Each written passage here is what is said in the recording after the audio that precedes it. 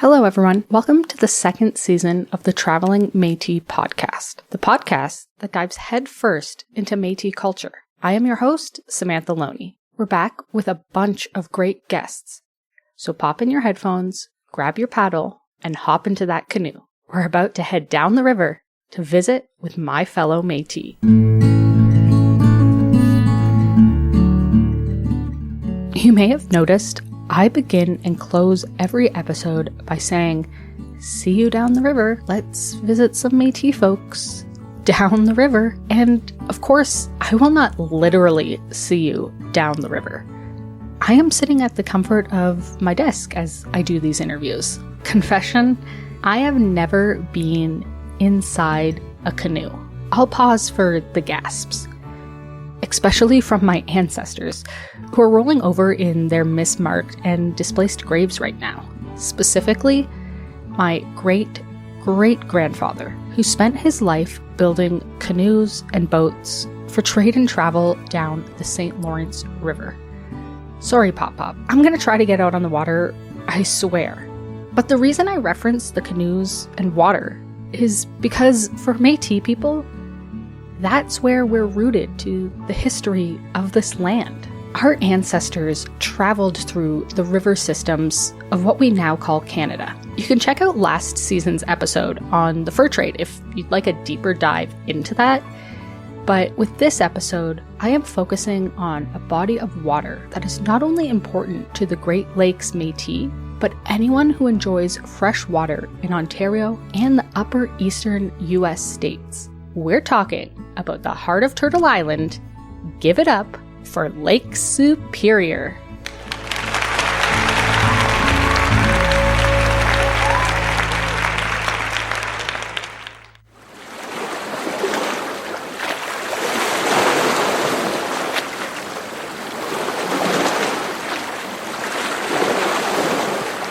Lake Superior is one of the Great Lakes, if not the greatest lake here in Ontario that is shared with the not-so-United States, as we're slowly discovering. We're going to find out what makes this lake in particular so great in a few minutes from today's guest, Joanie McGuffin. Joanie is one half of the McGuffins, a power couple in wilderness exploring. She's done some amazing work with her husband, Gary McGuffin. They spent their honeymoon canoeing across Turtle Island from the Gulf of the St. Lawrence River to the Arctic Ocean. Impressive, because I have trouble making my way from my desk to the kitchen to feed myself. On this journey is where she first found her love and respect for Lake Superior, which is why she went on to become one of the founders of the Lake Superior Watershed Conservancy, an important organization dedicated to the preservation of the Lake Superior watershed. Disclaimer, Joanie is not an Indigenous person, but a valued ally to the community, which is why I wanted to have her on. With this newfound interest in truth and reconciliation, we need to arm our allies with the knowledge and skills in how to work with us. But before Joanie and I dive into that conversation, we need to lay the groundwork on her and her organization. I wanted to start off by defining what is the Lake Superior watershed. The Lake Superior watershed is all of the lands through which the waters flow into Lake Superior. So I love that you start with the definition, because it was very important to us that we looked at Lake Superior as a whole being, which includes, it's not just the waters that are in the lake, but it's actually part of a big flow of water that goes from the height of land down through Lake Superior and through all the lower Great Lakes to the sea. So Lake Superior is really part of a big river system.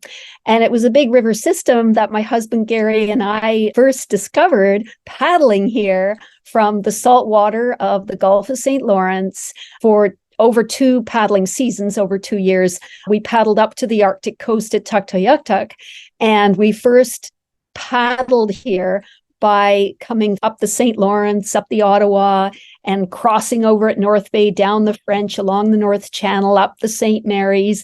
And then we rose to the height of Lake Superior, the 21 foot of the locks at the Baoting at Sault Ste. Marie. And we entered Lake Superior at that point in July of 1983. At that time, we called it our Cross Canada journey.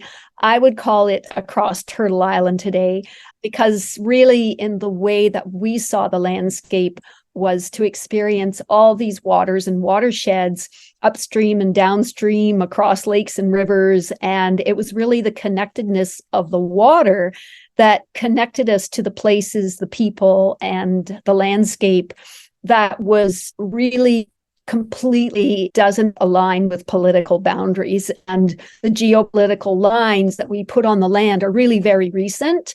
So I would say that Gary and I first knew these waters, these lands in a Turtle Island way by first arriving to the Great Lakes by paddling there, a great way to get to experience it. You're one of the founders of the Lake Superior Watershed Conservancy. So maybe talk a bit about why that organization is important, what you guys do. Yeah, the Lake Superior Watershed Conservancy was born out of a summer's journey in 1989, where we set our canoes into the waters of Kama Bay, is the very northernmost bump of Lake Superior. If you look at Lake Superior, it looks like a wolf's head, so it's up near where the Nipigon River flows in. And we paddled counterclockwise as the currents flow for 3 months. And that journey gave us this big perspective of a lake that we now saw as this big being. And we could really appreciate that there weren't any lines between two countries, the states, the province. All of that was just non-existent in talking about the fisheries, talking about the migrations of birds, like all these conversations we had with people along the way and learning about the landscape. We thought about how could we be a bigger voice for this? So we ended up, meeting someone who knew about setting up land trusts. And we set up the Lake Superior Watershed Conservancy, and our bylaws and our mission would be about telling the story to care for fresh water as a model for the world. And if we could treat this lake as a whole being and tell its story in ways that would resonate with people as part of a community of people that belong to this lake and these lands, that we have come to think of as a very Indigenous way of knowing Lake Superior. And I'll just say one thing about it is that most land trusts are about ownership of land. So a very colonial idea in and of itself, but it is an idea of the ownership of land to protect ecological values. So wetlands, migratory bird routes and nesting grounds, and endangered species. So many really good values about protecting land. But what we have as a land trust come to be, especially living here at Baoting, the only outflow to Lake Superior, is that the way of really knowing the land is to also step aside and listen to Indigenous voices, because those connections to the land, humanity's connection where the land, it's reciprocity, you're giving more than you're taking. And it's that relationship that we as human beings have lost with these lands and waters. We have 3 preserves, one up the eastern shore of Lake Superior. We have a wetland preserve on Chiwekwedong Guli Bay, and we have another preserve at the height of the Carp River watershed just west of Sault Ste. Marie, which is a forested landscape. So we have 3 interesting stories of water to tell: top of the watershed forest, a wetland, and then this island group off what is known today as Lake Superior Provincial Park, but was to the Metis a very important community at Agawa Bay. And for Batchewana First Nation, it was the bay at the Gargantua Harbor. It was a fishing village. So a fishing village really for the Metis and for Batchewana, and a very important transportation route. And then there is the connection to Trans-Canada Trail, and then the connection to activating that trail in a safe, inclusive, accessible way with our big canoe program called Canoes for Conservation. And I think a lot of people are finding new ways to try to protect the planet because you can't ignore the effects of climate change and all the damage that we've done to the earth. So what are the benefits of keeping like a healthy and protected lake and watershed in the lands of around Lake Superior? Well, to start with, on a physical way, we talked about the watershed earlier. So these waters are at the top of the Great Lakes watershed. The Great Lakes represent a fifth of the surface fresh water on Earth, and over 90% for the United States. Their surface fresh water to access for drinking water. It's a huge, huge connection when you think of Lake Superior feeding all the lower Great Lakes, which Lake Superior can fill up all the lower Great Lakes plus another Lake Erie. It represents 10% of the surface fresh water, which is the easiest water for us to access. It is waters that were laid down here from the melting glaciers over 10,000 years ago. And what flows in has to equal what flows out. And if we take more out than what flows in, the lakes go down. And the important thing to understand about Lake Superior is that it is representative of the care of fresh water that is essential for all life. And we are water. Water is life. And what better representation than this beautiful, iconic wolf's head of fresh water that lies in the heart of Turtle Island that you can see from outer space. So I think it's a very, very beautiful spokesbeing for the care of water. And then you think of it with the communities that surround it, that there's such incredible Indigenous connections between the Metis and First Nations that connect to the stories of this lake, these lands and waters that have sustained people's lives and the animals, the fish, the birds, the forests, the wetlands, the foods, the rice, so many foods that this land has given and still gives. And keeping all of that healthy is part about our own survival as a species.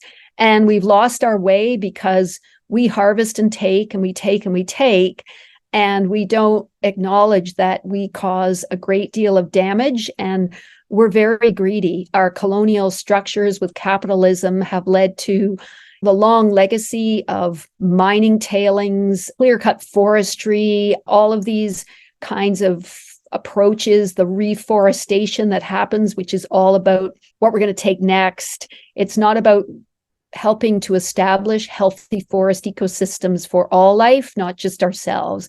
So I think Lake Superior, because it's the least populated, it's the cleanest of the Great Lakes, it offers this huge opportunity to be a story for the care of fresh water on this planet, our beautiful Mother Earth. I would like to say that there's another humongous landscape that I want to connect to the Lake Superior story that's really important. And that is that Lake Superior lies in the bioregion or ecoregion, I think they call it, of the boreal forest. So we largely think of it as kind of the northern part of Lake Superior, but it's been evolving, and the warming climate is pushing that line ever further north. But the boreal landscape is the largest terrestrial ecosystem on Earth, in the way that we could talk in the superlative of the Great Lakes being the greatest freshwater and Lake Superior being the largest expanse of freshwater. We can say that, the boreal forest, it's this vast terrestrial ecosystem that rings the northern part of the northern hemisphere. And it's a massive, massive ecosystem of wetlands, and it's also the home of over 600 First Nations. And the stories of the changing climate are made so apparent. It's the fastest warming area on Earth is in the far north and in the boreal, and Lake Superior is the second fastest warming lake on the planet. We think of these places as really quite invincible, and yet really in reality, they're very vulnerable. They're very, very vulnerable to these tipping points of the changing temperature of the planet, the thawing of the ice much earlier in the season, the freezing up coming much later, the ice highways that really don't exist for that long anymore. They used to be very important connections for northern communities. Even Lake Superior today, Batchewana Bay is an important fishery, but the fisheries are never going to be what they were in the past. And then, of course, the entrance of invasive beings like the sea lamprey. It's not their fault that we opened up all the canals that led into the upper Great Lakes and eventually arrived in Lake Superior. We really, really have to learn to figure out how we're going to live with these new inhabitants instead of just approaching it like a big war on invasive species. I do understand that they take away all the native beings. Phragmites has a native Phragmites that is really good. The invasive Phragmites really takes over everything. Or you have another being that just takes over all the oxygen in the water or takes over all the plant life. They're just really, really vigorous.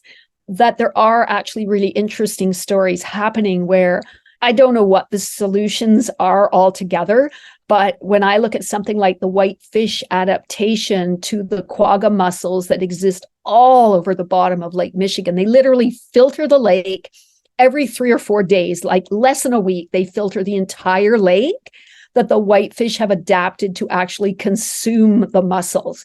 Like, where is that going to lead us? That is quite interesting. And we often forget, like, nature is resilient and things like that, but we do need to help aid it in some way, especially if we are taking things from the environment. It is so massive and it does hold a lot of fresh water. Is there anything else that's unique and special that you've found in sort of working with Lake Superior? Maybe one that comes to mind immediately for anybody who travels anywhere, especially on the north shore of Lake Superior, right from Whitefish Bay all the way north and around the North Shore and down what is today the Minnesota shoreline, is the incredible exposure of rock and all the different kinds of rock.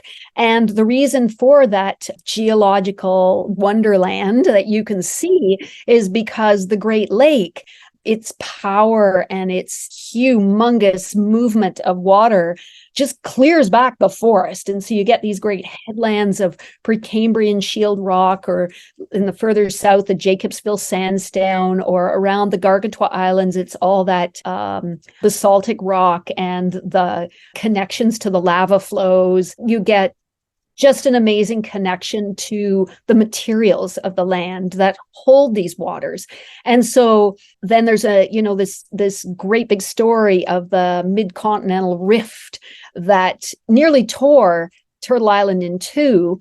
And it goes right up and through Lake Superior, and it ends right at the Gargantua Islands, that tear. And understanding, what's under the water, where the deep parts are, where the currents flow. That's one of the amazing things, is really you've got this incredible basin. And I would say that's another magical aspect of the Great Lakes, but particularly evident on Lake Superior is it's not true tides, the way the moon and the magnetic pull of the earth and the way the tides work on a regular basis. But there is something called a seiche, and the seiches are like the movements of water because of it's like a bathtub of water. If you can think of it as a massive, gigantic bathtub. So if you get a terrific east wind on the eastern shore, it will actually, in places like Gooley Bay, that's very shallow, at least where our preserve is, it's like, it'll push all the water, like way out. And by pushing all that water, of course, it's got to pile up somewhere else, or it comes in from the west. And it will just, especially if you augment that with multi-day winds that happen here in the late fall, you can get tremendous waves that will just keep getting bigger and bigger and pushing up, like spraying up into the forest. There's a tremendous power there. But there's also this circular, like I said in the beginning, there's this counterclockwise flow of the lake. So it is like a giant river. And because you've got those winds, you've got those currents, and then you also have a lot of places where the geology meets the lake in big like cliff structures and very inhospitable to people traveling in canoes, kayaks, big ships even, that you've got to be really, really aware of what the lake is doing. That movement of water is incredibly powerful. And those features are really what I brought to mind, and I've now made it seem like a big, formidable place. But I want to say that it is one of the most stunningly beautiful places on the planet. That great meeting of the water with the sky on a horizon of fresh water is like something you just can't see anywhere else. And the colors of the sky, the beauty of that amount of fresh water. I've seen people stand on the beaches, come from other parts in the world. They've never in their life, most people will never see fresh water and that to that extent. Along with mastering travel by canoe, Joanie and her husband are champions of the Trans-Canada Trail, which is a trail where you can travel across Canada by land and water. I have a piece of the trail right here in my own backyard in Barrie, Ontario. While I definitely haven't championed the trail, I have strolled leisurely down the path. I highly recommend that those who live on or near trail routes check it out. It's a great way to discover the lands we live on, and one way to give Mother Nature the appreciation she deserves. I don't have a sponsorship with the Trans-Canada Trail. I only bring it up to share the collaboration between the Trans-Canada Trail Project and the Lake Superior Watershed Conservancy. The Trans-Canada Trail Project, which for those who wouldn't be familiar with, it is a 25,000 kilometer or 18,000 mile route, which connects salt water in the east to salt water in the west to the salt water of the Arctic. And it is mostly a self-propelled route, but the hiking, the bicycling, and then, of course, in many areas, the waterways are the connecting route. Well, we were approached by Trans-Canada Trail about a way they had a bit of a goal for the sesquicentennial in 2017 to have this connected route. And we've got a big gap because there are certain walking, hiking sections, but this landscape was paddled. This is the highway. The original highway is the water. So that was our first, having paddled around the lake and having paddled on it many years. We said, well, the route to connect has already been built by Mother Nature. What we really need here are the access points and the communities to be the stewards of those access points, to give them a place to connect their communities with the water.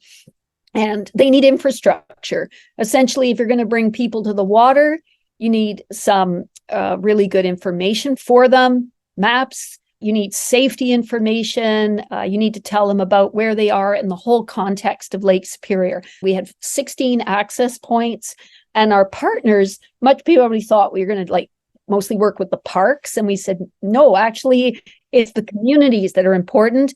And to us, it was actually Indigenous communities that were the most important because of the thousands of years of connection and the stories to tell that connected to the water. So we put together a suite of infrastructure of high quality. And we said we only wanted to have, communities would have a list. Trans-Canada Trail supported us with finding the support through some major sponsorships to enable us to work with the communities, and through 90-cent dollars. So the small communities could also get infrastructure. And part of their 10% could even be not even cash, it could be in kind.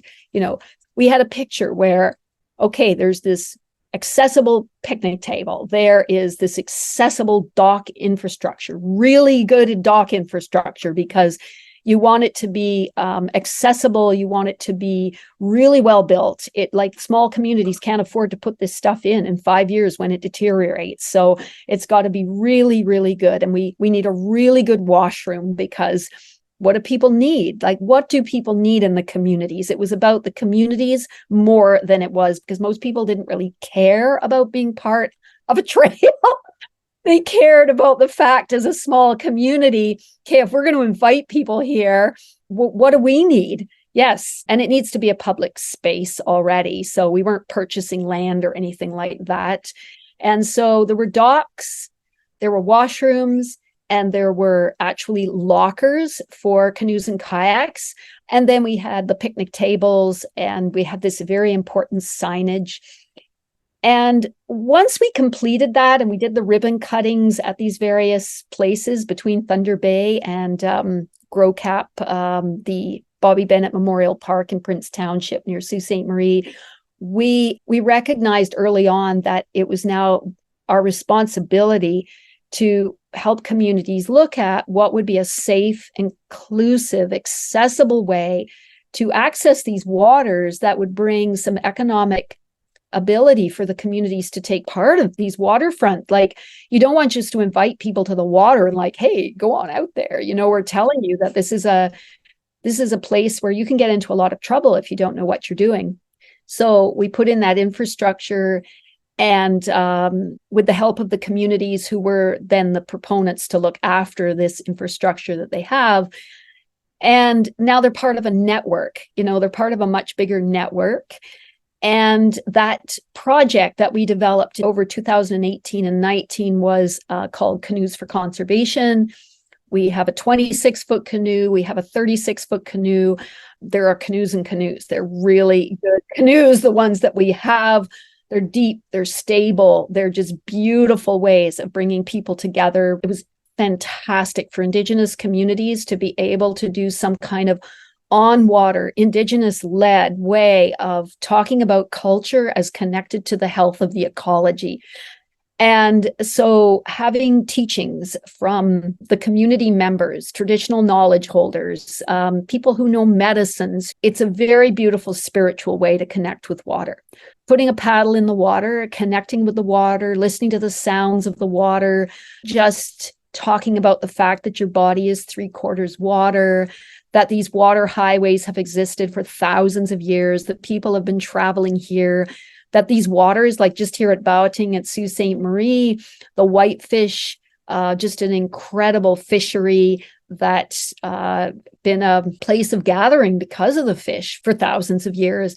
And to just despite the incredible ecological changes that have been brought about because of the seaway, because of the locks, because of the changing of the shoreline, and massive changes that have taken place over the last 130 years. Well, since the late 1800s when the locks were established, but so many changes. But to see still today the important stories that we can tell, and maybe the most important story is the medicine line. Is that line through the waters doesn't even exist for the birds, for the fish, for the animals, and indeed for Indigenous people, the Metis, First Nations. There's so many kinship ties through the Great Lakes that teach us that line was an incredibly, and still is, difficult line. And it is a geopolitical line that was put down, that it doesn't exist really. And the waters should be bringing us together and connecting us rather than dividing us. And the water doesn't, like when we do one thing on one side of the border and one thing on the other side of the border, the way we treat things, it's really ridiculous because the water doesn't know the rules of what we create. And it's really just one whole story, which is why we set up the Lake Superior Watershed Conservancy in the first place as a charity, a nonprofit charity in 2 countries. And running it that way is incredibly challenging and expensive. But we've never given up on the idea that being this whole being and the opportunity of connecting as a whole, like we're not half a lake. We are set up as an international charity, and that allows us to access funds and donations from individual citizens, from corporate supporters that align with our mission. Because you mentioned, working with these Indigenous communities. And I think a lot of organizations with reconciliation and things like that are trying to work with Indigenous communities. And I really liked how you said that you went into these communities and you were like, how can we help? Like, what do you need? So if you want to maybe talk about the importance of working with these communities and just how other organizations, if they're thinking of working with Indigenous communities, how, like, if you have any advice or tips? I think fundamentally we have to start with truth telling. You can't get to reconciliation without acknowledging the truths of wherever it is that you land. If you are a park, and like Lake Superior Provincial Park, and your history is that in 1969, the Métis village there, people were evicted and their homes were burned down. For Batchewana First Nations, similarly, they were evicted from Gargantua Harbor and the fishing village. To them, it's Nanabajung. It's not Lake Superior Provincial Park. So I think the fallacy or the idea of what parks are is a place to start for sure, to recognize their deeply dark and colonial history, and then bring it forward into the future of what these beautiful places that bring us a lot of peace and solace and opportunity to be out in nature, that we need to tell the truths of recognizing how Indigenous people were so impacted by both the national and provincial parks system, because those are huge connection points for non-Indigenous and Indigenous folks alike with getting back to the land and nature. They are safe places for people to experience nature with their families.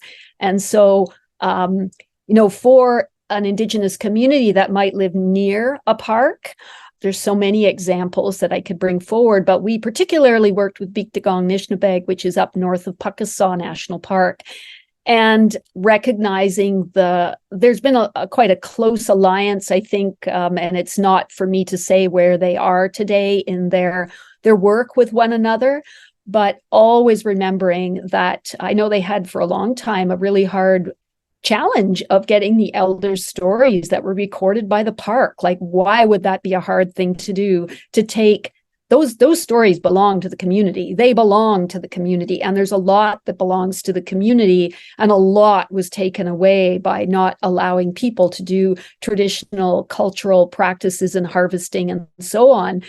And those kinds of recognitions are being brought forward into the land trust movement, both in Canada and the United States, to recognize that so much of the idea of protecting land has been done with the acknowledgement and involvement of Indigenous people who have a huge amount of wisdom around plant life, around the relationships between plants and animals, and our human relationship with those plants and animals and seasons and so on.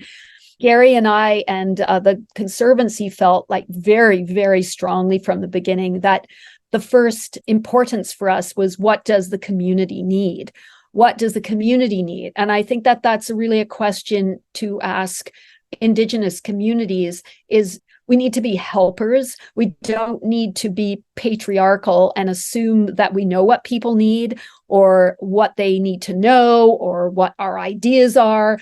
As you can see, I'm very good at talking and I'm trying to learn to be a better listener. But we have to learn to be quiet and really listen. And the only way you get to listen is when you spend time in a community. Don't expect people to come to where you are. You should go to where people are. You should go and learn and listen and try and absorb. Our culture has created many blind spots for us in our understanding. We don't even see how patriarchal we can be, the language that we use. I hear it all the time. Our Indigenous people here in Canada. I don't think Indigenous folks really wanted to be referred to as if they belong to us. Joanie is correct. Indigenous people don't belong to a government and its people. We belong to the land. For Métis people, the land around Lake Superior is home.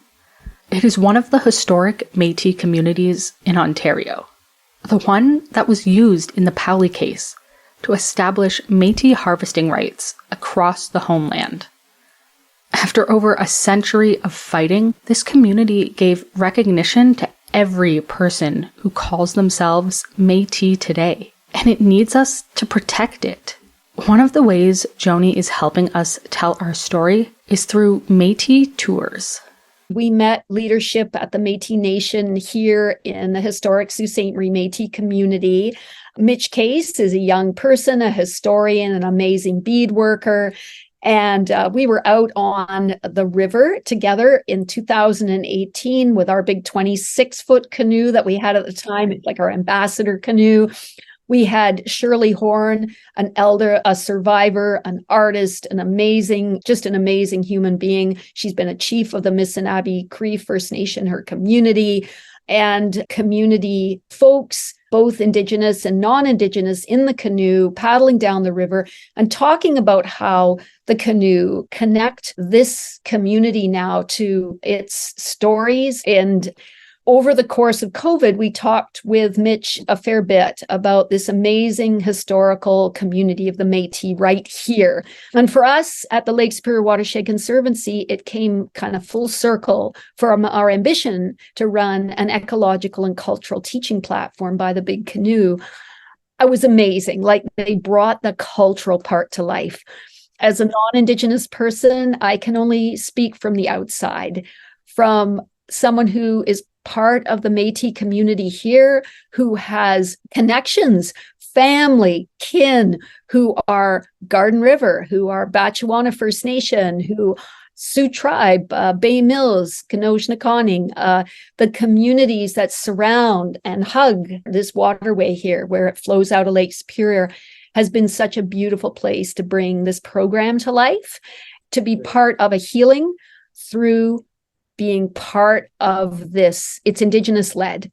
We're not doing the interpretation around this cultural story, but we're providing a platform, the booking platform, the ability to provide something that we've been working on our own. For Gary and I, our own experiences, it's our story, our connectedness to water and how we've seen the lands, and just to get more young people engaged and give the elders also their stories, bringing them to life, helping that to live on. So I love the teachings that talk about just put a glass of water down amongst a group of people and ask, do I have a right to this water? Or what if I ask more, what is my responsibility to this water? And I really love that, because it makes you ask that question about everything. And when you spend your time and energy just focusing on what is my responsibility to whatever it is, this forest, these waters, other people, just life, that you step back and you're just like more thoughtful, more kind. Speaking of the responsibility that we do all have, if people do want to get involved with the organization or they want to help in any way, like, what are some ways that they can get involved, and where can they find you guys to get involved? We do have social media with LSW Conservancy on Instagram and Facebook. And then, of course, if you want to look up metitours.com, you'll find that right on our website, www.superiorconservancy.org. And it's a great place to start to connect with us, to see what we've been up to.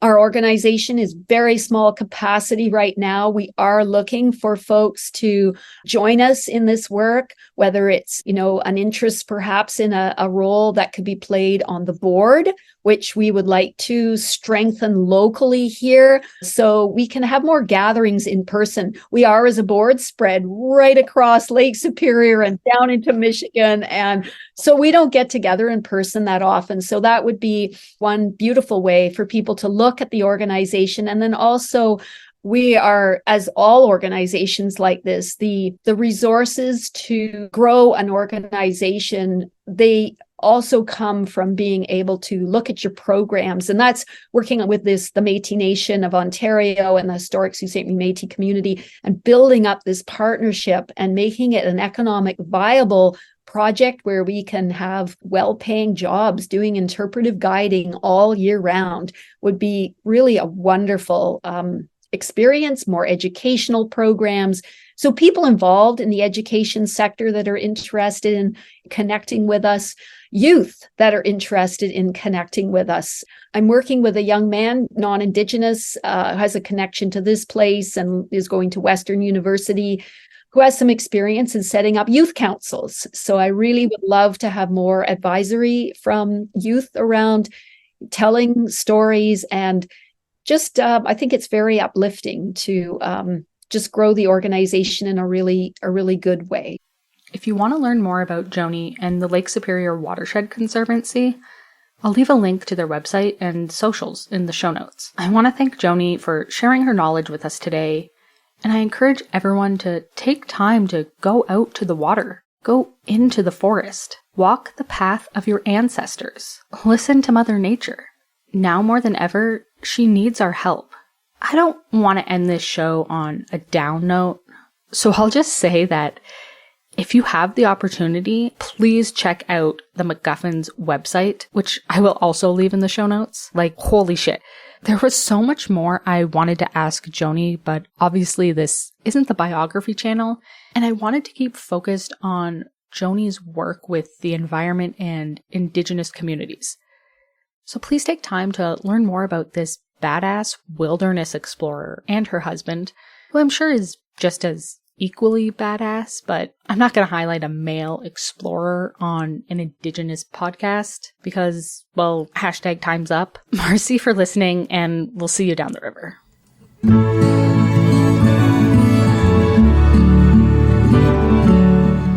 This episode was written and directed by Samantha Loney, with music composed by Etienne Beausoleil, edited by Cassidy Villebron Baracus, and produced by the Métis and Me program, with support from our sponsors, 880 Cities and the Ontario Changemakers program, along with the Métis Nation of Ontario's culture-based economic development grant. Make sure to like and subscribe for more episodes.